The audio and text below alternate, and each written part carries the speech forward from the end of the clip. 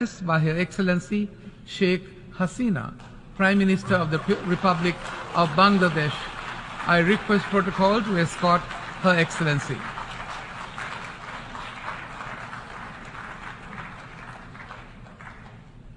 I have great pleasure in welcoming Her Excellency Sheikh Hasina, Prime Minister of the Republic of Bangladesh. I invite her to address the Assembly.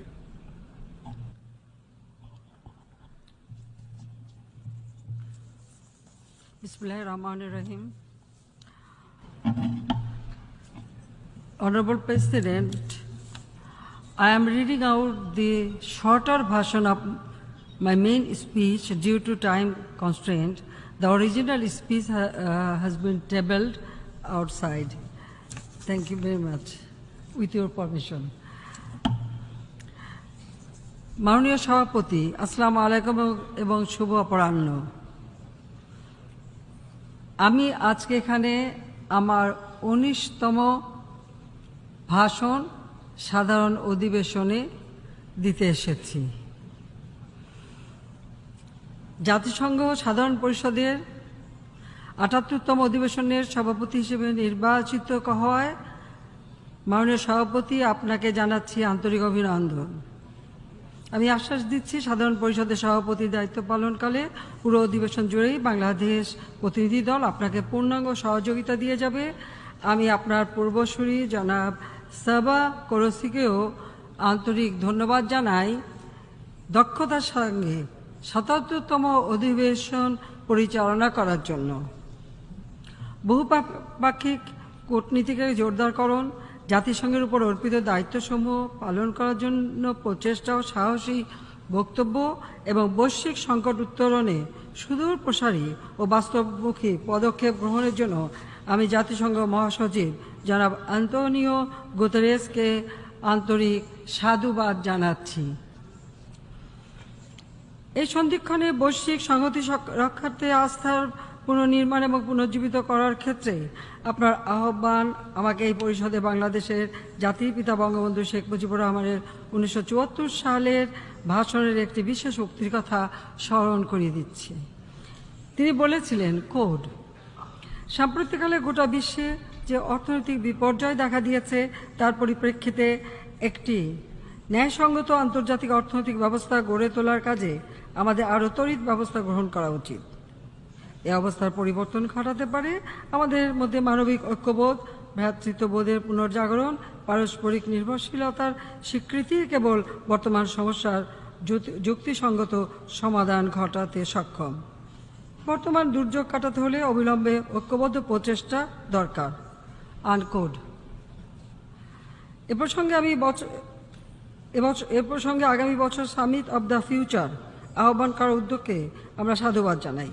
আশা করছি এই প্রক্রিয়াটি 2030 উন্নয়ন কর্মসূচি অর্জনের জন্য আমাদের প্রচেষ্টার পরিপূরক হিসেবে ভূমিকা পালন করবে। মাননীয় সভাপতি, 2009 সালে সরকার গঠন করার পর আমরা বাংলাদেশকে নিম্ন মধ্যম আয়ের দেশ হতে উচ্চ মধ্যম আয়ের দেশে পরিণত করতে পেরেছি। আমরা দারিদ্র্যের হার 2006 সালের 41.5 থেকে 2022 সালে 18.7% এবং চরম দরিদ্রের হার 25.1% থেকে 5.6% নামিয়ে আনতে পেরেছি।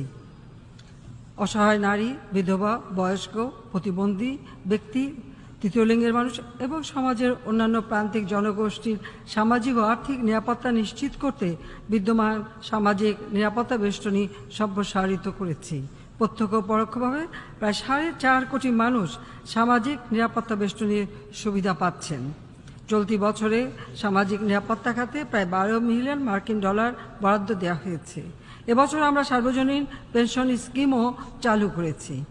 18 থেকে 50 বছর বয়সী যে কোনো নাগরিক এই পেনশন সুবিধা গ্রহণ করতে পারবেন। কৃষি, ক্ষুদ্র ও মাঝারি শিল্প এবং অন্যান্য দুর্বল খাতে লক্ষ্যভিত্তিক সহায়তা প্রদান করা হচ্ছে। নির্ধারিত সময়ের মধ্যে নারীর ক্ষমতায়ন এবং লিঙ্গ সমতা নিশ্চিতকরণ ও প্রত্যাশা পূরণে বাংলাদেশ প্রতিশ্রুতিবদ্ধ। আমরা নারী শিক্ষা সহ সার্বিক শিক্ষার ক্ষেত্রে বিশেষ গুরুত্ব দিয়েছি। 2010 সাল থেকে মাধ্যমিক পর্যায় পর্যন্ত শিক্ষার্থীদের মধ্যে বিনামূল্যে পাঠ্য বই বিতরণ করা হচ্ছে। প্রাথমিক হতে উচ্চশিক্ষা পর্যায় পর্যন্ত প্রায় 2,53,00,000 শিক্ষার্থীকে উপবৃত্তি, বৃত্তি ও এককালীন অনুদান দেওয়া হচ্ছে।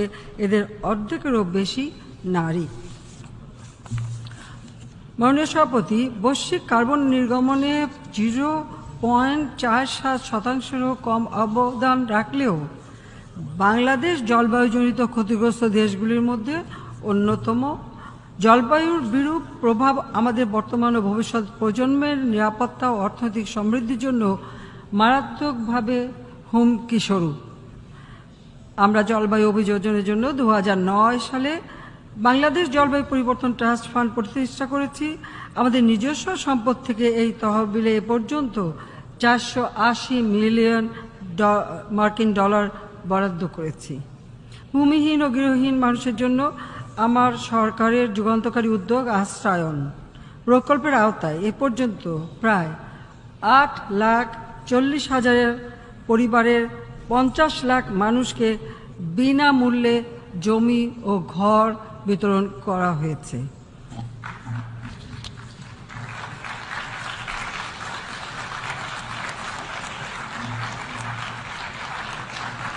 মাননীয় সভাপতি, উন্নত দেশগুলোকে অবশ্যই $100 বিলিয়ন প্রতিশ্রুতি পূরণ করতে হবে।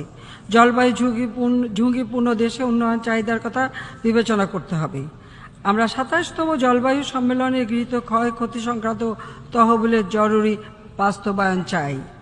সমুদ্র পৃষ্ঠের উচ্চতা, লবণাক্ততা, নদী ক্ষয়, বন্যা ও খরাজনিত কারণে জলবায়ু অভিবাসীদের দায়িত্ব ভাগাভাগির ক্ষেত্রে আমি আন্তর্জাতিক সংহতির আহ্বান জানাচ্ছি।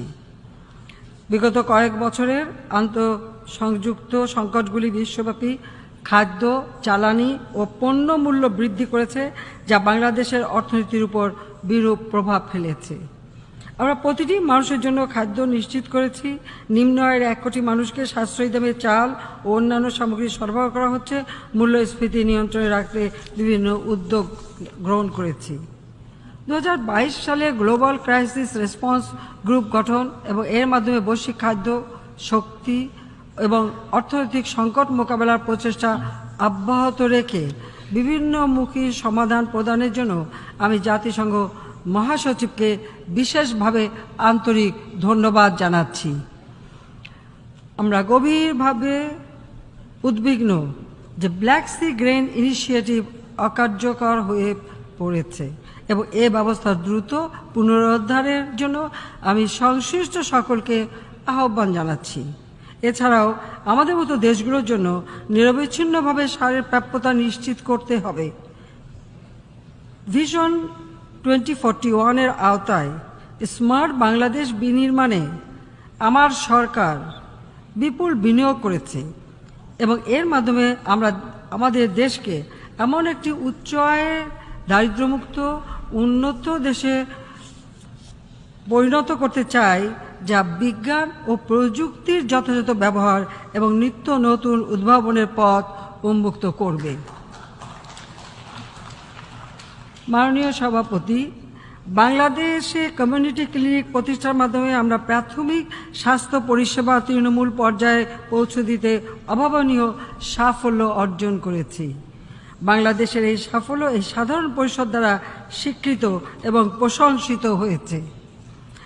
প্রতিবেশী দেশগুলোর সঙ্গে সমুদ্র সীমার শান্তিপূর্ণ সমাধানের পর সুনীল অর্থনীতি বাংলাদেশের উন্নয়নের নতুন দিগন্ত উন্মোচন করেছে। আমরা বিশ্বাস করি সামুদ্রিক সম্পদের টেকসই ব্যবহারকে কাজে লাগানোর জন্য সমুদ্রের আইন সম্পর্কিত জাতিসংঘ কনভেনশনের বিধানগুলির কার্যকর বাস্তবায়ন একান্তভাবে আবশ্যক। একদিন আগে আমি জাতিসংঘের সাগর সম্পর্কিত আইন অনুযায়ী দেশসমূহের জাতীয় অধিকারভুক্ত এলাকার বাইরে সামুদ্রিক জৈব বৈচিত্র্যের সংরক্ষণ এবং টেকসই ব্যবহারের জন্য biological diversity of areas beyond national jurisdiction BBNG চুক্তি স্বাক্ষর করেছি। মাননীয় সভাপতি, জাতিসংঘ শান্তিরক্ষা কার্যক্রমে আমাদের অবদান বিশ্বশান্তি ও নিরাপত্তার প্রতি আমাদের অঙ্গীকারেরই বহিঃপ্রকাশ। অদ্যাবধি 1,88,000 বাংলাদেশি নারী ও পুরুষ 40টি দেশে 55টি শান্তি রক্ষা মিশনের দায়িত্ব পালন করছেন। জাতিসংঘ শান্তি বিনির্মাণ কমিশনে নেতৃত্ব প্রদানের মাধ্যমে এবং নিজেদের অভিজ্ঞতার আলোকে আমরা সংঘাত পরবর্তী পুনর্গঠন প্রচেষ্টায় কাজ করে যাচ্ছি। জাতিসংঘের প্রতিরোধ কর্মসূচি বাস্তবায়নে জাতিসংঘ শান্তি বিনির্মাণ কমিশনের কার্যক্রমকে আমরা পুরোপুরি সমর্থন করি। মাননীয় সভাপতি, আমরা বৈশ্বিক সন্ত্রাসবাদ এবং সংশ্লিষ্ট হুমকি নিয়ে চিন্তিত, যা প্রতিনিয়ত তথ্যের অপব্যবহার এবং যোগাযোগ প্রযুক্তি ব্যবহার করে নতুনভাবে আবির্ভূত হচ্ছে। আমার সরকার চরমপন্থা এবং সন্ত্রাসবাদের বিরুদ্ধে শূন্য সহনশীলতা নীতি গ্রহণ করেছে। বিভিন্ন ধর্মীয় বিশ্বাসের মানুষের মধ্যে বিদ্যমান সাম্প্রদায়িক সম্প্রীতি ও শান্তিপূর্ণ সহাবস্থানকে ক্ষতিগ্রস্ত করে এমন যে কোনো কর্মকাণ্ড গর্হিত অপরাধ।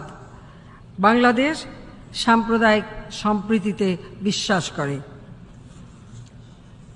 জাতিসংঘ মানবাধিকার পরিষদের নির্বাচিত সদস্য হিসেবে আমরা সারা বিশ্বের আপামর জনগণের মানবাধিকার সংরক্ষণে অন্যান্য সদস্যগণের সঙ্গে কাজ করে যাচ্ছি। আজ এই অধিবেশনে আমি দ্ব্যর্থহীনভাবে ঘোষণা করতে চাই যে বাংলাদেশ সংবিধানের আলোকে গণতন্ত্র, আইনের শাসন ও মত প্রকাশের স্বাধীনতা নিশ্চিত করে যাবে।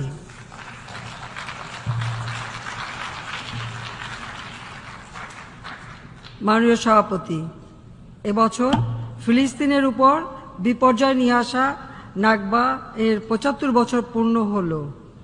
ফিলিস্তিনের জনগণের অধিকার আদায়ের লক্ষ্যে আমাদের প্রচেষ্টা অব্যাহত থাকবে। বাংলাদেশ ফিলিস্তিনের পাশে সবসময় আছে, ভবিষ্যতেও থাকবে।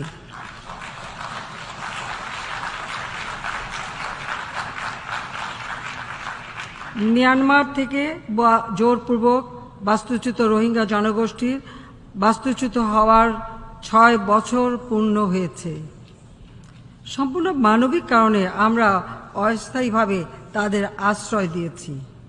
বাস্তুচ্যুত রোহিঙ্গারা তাদের নিজ দেশ মিয়ানমারে ফিরে যেতে চায়। সেখানে তারা শান্তিপূর্ণ জীবনযাপন করতে আগ্রহী। আসুন আমরা এই নিঃস্ব মানুষদের তাদের নিজের দেশে ফিরে যাওয়া নিশ্চিত করি। মাননীয় সভাপতি, 1975 সালের 15ই আগস্ট আমার পিতা, জাতির পিতা, বাংলাদেশের তৎকালীন রাষ্ট্রপতি বঙ্গবন্ধু শেখ মুজিবুর রহমানকে নির্মমভাবে হত্যা করা হয়। সেই দিন আমার মা, আমার ছোট 3 ভাই,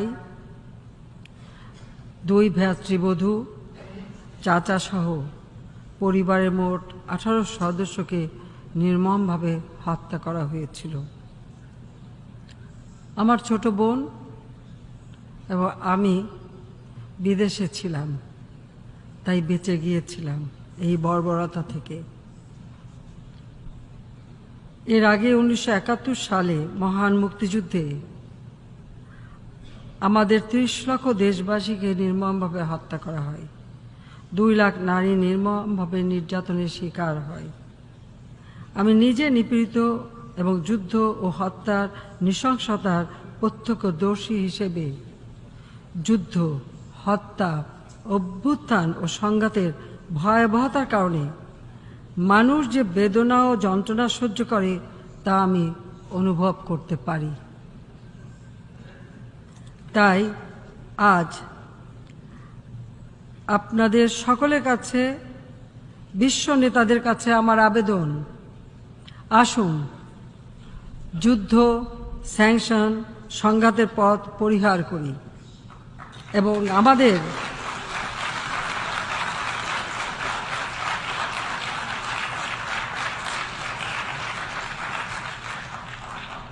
আমাদের জনগণ ও ভবিষ্যৎ প্রজন্মের জন্য স্থায়ী শান্তি, মানব জাতির কল্যাণ এবং অর্থনৈতিক সমৃদ্ধির জন্য সম্মিলিতভাবে কাজ করি। আপনাদের সকলকে আন্তরিক ধন্যবাদ জানাচ্ছি। জয় বাংলা, জয় বঙ্গবন্ধু, বাংলাদেশ চিরজীবী হোক। খোদা হাফেজ।